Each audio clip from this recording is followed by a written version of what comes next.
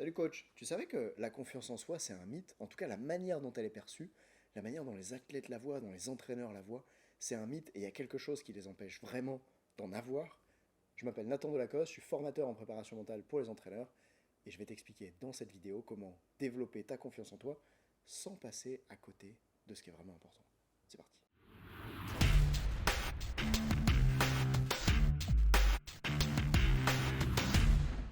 Il y a quelques semaines, j'ai échangé avec cet entraîneur de football, appelons-la Julie, qui me disait Tu sais, Nathan, là, moi, je vais aller entraîner une équipe de niveau supérieur. J'ai jamais entraîné d'équipe de niveau senior. En plus, là, elles ont un bon niveau. C'est un niveau plus haut que celui que j'ai jamais coaché avant.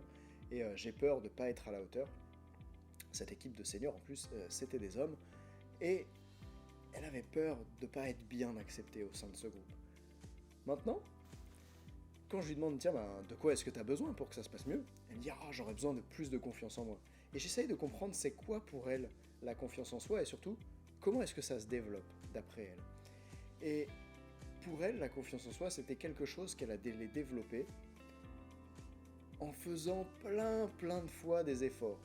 Un peu comme si c'était un truc infini dans lequel, pour réussir à construire de la confiance, il faut absolument faire et refaire et refaire et refaire jusqu'à ce que tu en sois capable, que tu t'en sentes capable et qu'à chaque fois tu perçoives que ça se passe bien ce que tu as fait, ça se passe bien ce que tu as fait, du coup ça renforce ta confiance. Et en effet, ça peut être une stratégie pour développer la confiance. Et d'abord dans une vidéo, je parlerai bientôt de plongeon et de comment sur un plongeoir on peut s'entraîner à faire ça pour avoir confiance de passer d'un petit saut à un plus gros saut. Mais il y a une autre manière d'entraîner la confiance qui est beaucoup plus radicale, qui est beaucoup plus rapide pour passer de j'en ai pas à j'en ai beaucoup. La manière. Ça t'intéresse, hein ? La manière de faire ça, qui est beaucoup plus rapide, c'est d'enlever tous les trucs qui t'empêchent d'avoir confiance. Imagine, t'es sur un vélo. T'es comme un cycliste. T'es sur un vélo. Plutôt que de développer les cuisses, la VO2 max, et de respirer très fort à l'entraînement et de pousser fort sur les pédales pour que les mitochondries se développent, que l'oxygène circule mieux, etc. Plutôt que de développer tout ça, on pourrait déjà se demander, non mais en fait, ce vélo, il aura pas des roues carrées ? Tiens, mais on dirait que les freins, ils frottent sur la jante, là. Il y a un truc à faire sur ce vélo. Ça sert à rien de développer les mitochondries tant que les roues, elles sont carrées. C'est pas la peine de développer la puissance tant que les freins, ils sont serrés sur la jante. Et malheureusement, c'est ce que je vois beaucoup de gens faire. Ils sont en difficulté. C'est quoi pour eux, ces freins serrés sur la jante ? C'est la peur du regard des autres, la peur de décevoir, le niveau d'estime pour eux qu'ils ont qui est faible, puisque bien évidemment, quand tu penses que tu ne vaux rien, un niveau d'estime de soi faible, l'estime, c'est qu'est-ce que ça vaut ? L'estime d'une voiture, c'est combien elle vaut ? L'estime d'un être humain, c'est à quel point j'ai de la valeur. T'as un haut niveau d'estime de toi, tu penses que t'as de la valeur. T'as un faible niveau d'estime de toi, tu penses que tu vaux rien. Quand tu penses que tu vaux rien, c'est difficile de croire que t'es capable de faire de grandes choses, n'est-ce pas ? Et donc, ces gens qui ont ces peurs de rater, peur de décevoir, peur du regard des autres, peur de... Je vais pas vous faire toute la liste, vous pouvez l'imaginer. Et qui additionne à ça en plus une estime de soi faible. Et en fait, j'ai pas assez de mots pour lister tous les boulets que les gens ont d'accrocher aux pieds et qui les empêchent de faire l'ascension de la montagne.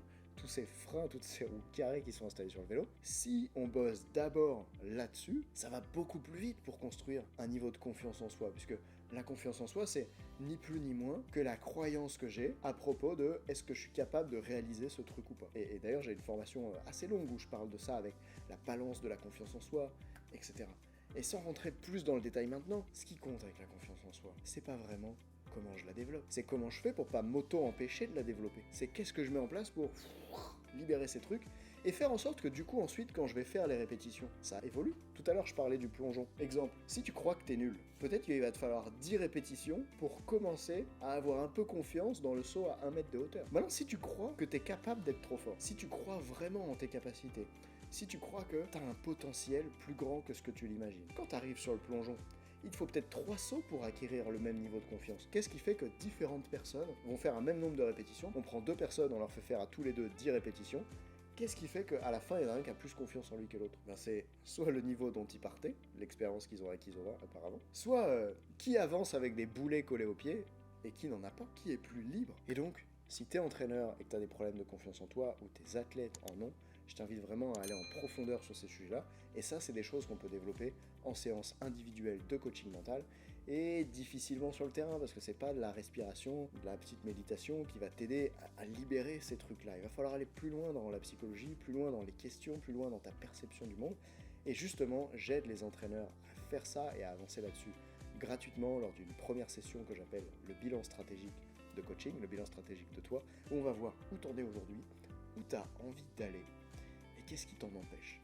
Pendant ce rendez-vous de 3 quarts d'heure, je te donnerai mes meilleurs conseils et surtout je vais te montrer comment je pose mes meilleures questions pour t'aider, comme ça tu progresseras en tant qu'entraîneur et en tant que personne, puisqu'on est là pour entraîner l'humain derrière la machine. Alors si tu veux de ce rendez-vous, réserve-le dès maintenant en cliquant sur le lien qui s'affiche dans la description, et tu sais quoi, je te dis à très vite.